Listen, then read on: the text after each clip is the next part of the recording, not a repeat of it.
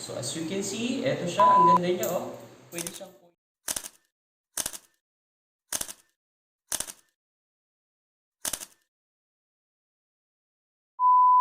What's up mga ka-Oni? Welcome sa ating another episode of unboxing.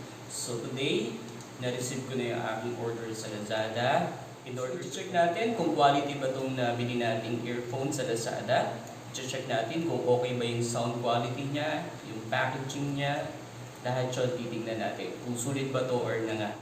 Quality ba siya sa pamamagitan ng pagbabasa ng mga reviews. Pag magaganda yung mga reviews, doon ako nag-design na bibili ko tong product na to. Pero kapag pangit yung mga reviews, hindi ko to bibili. Kasi baka ma-scam lang or masayang lang yung pera ko. Fortunately naman, nakakita naman ako based doon sa mga reviews na nabasa ko, maganda naman na itong product na. So, tara, check natin kung okay siya. Packaging, so small box lang siya. May bubble wrap sa loob na nararamdaman ko. Okay, try natin.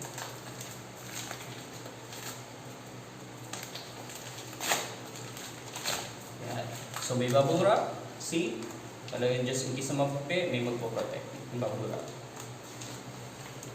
This is it! So wala nang naman. Wow! So, tignan mo pa lang. Sa packaging pa lang ay talagang quality na siya. I like the color. It's black. That's my favorite color. Then yung white, earphone.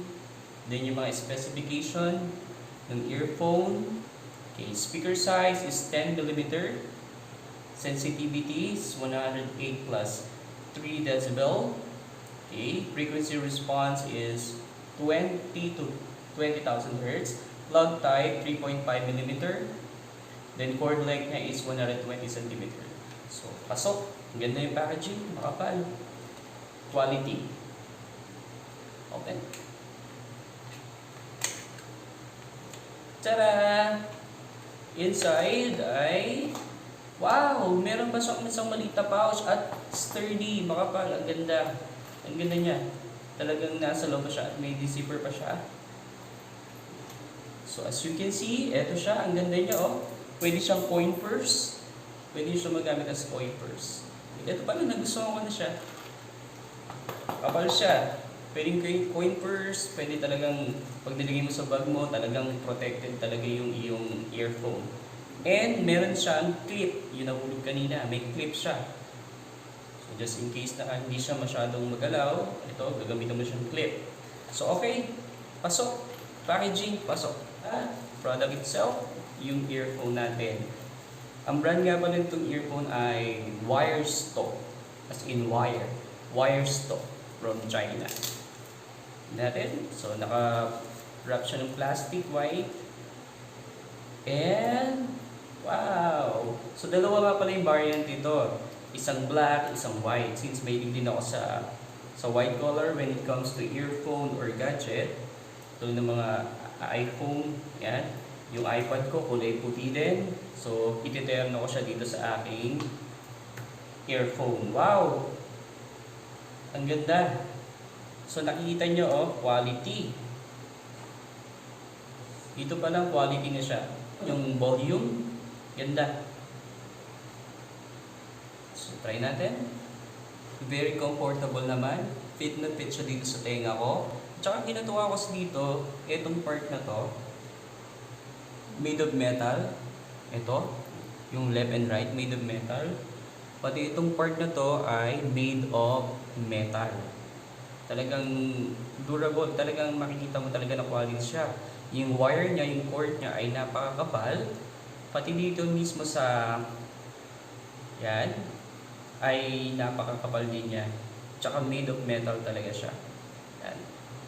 So tingnan naman natin pagdating sa quality ng sound. Hawak mo pa lang, talagang quality na talaga siya. Magugustuhan mo talaga siya. Napaka-sleek na design. Very modern. Very techy. Napakaganda.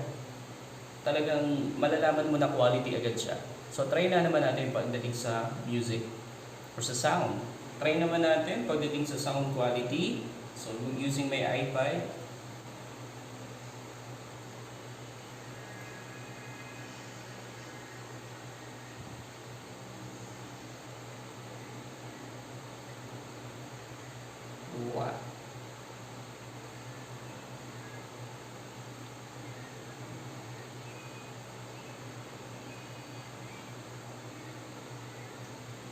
Wow!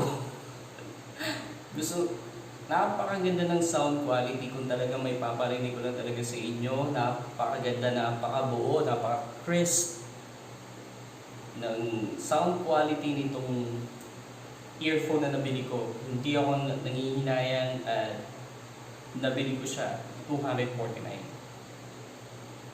Grabe. Overall,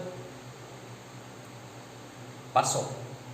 Yung nangihinayang na nabili ko tong earphone na to, talagang napakasulit, napakaganda ng style, very stylish siya, napakaganda ng quality, ng packaging, talagang pasok sa akin to. So sa mga naghahanap dyan ng mura pero quality earphones, punta lang kayo sa Lazada. Ang tatak niya ay WIRESTO Earphones. Thank you for watching mga ka-oni. See you in our next vlog.